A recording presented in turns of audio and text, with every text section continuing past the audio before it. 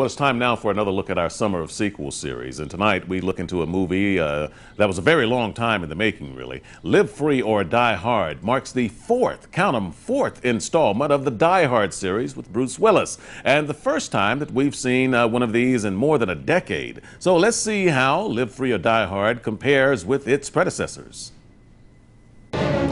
Yippee-ki-yay. You know the rest of that tagline, made famous in 1988 when Bruce Willis exploded onto the silver screen in Die Hard. The movie brought in $83 million. Pretty good at the time, considering Bruce Willis wasn't the mega star that he is now. So what was next? More explosions in 1990 with Die Harder.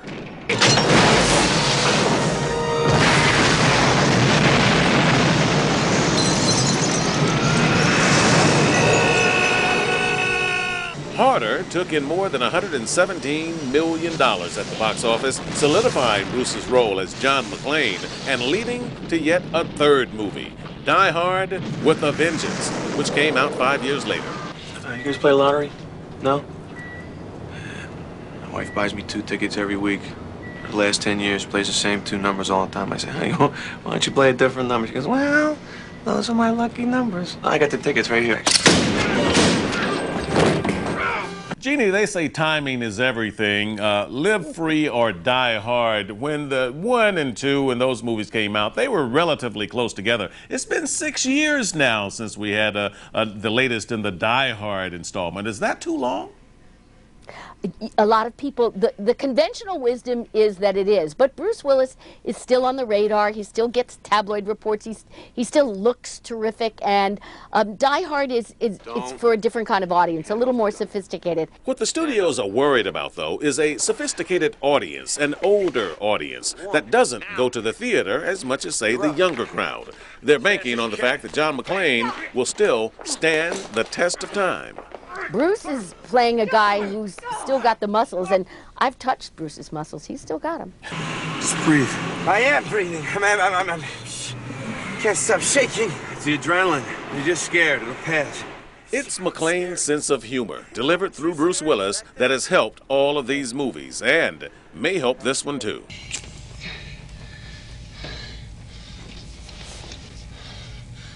Come out to the coast. We'll get together, have a few laughs. Are you aiming for these people? No. Maybe that's mine. Pretty lucky shot, huh? Yeah, lucky. She just killed a helicopter with a car.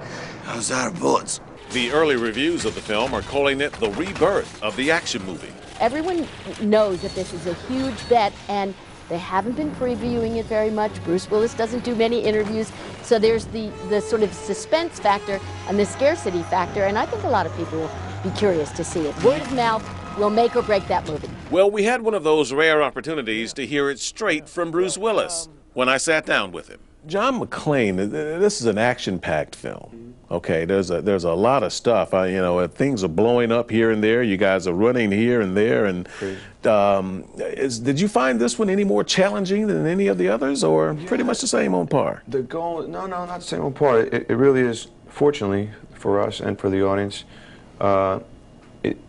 very possibly the, and if not the best one, it's as good as the first one in terms of the strength of the story and the characters and the old school aspect of it. Old school weighing in against the new modern technology. But it's a good movie. And I seldom say that.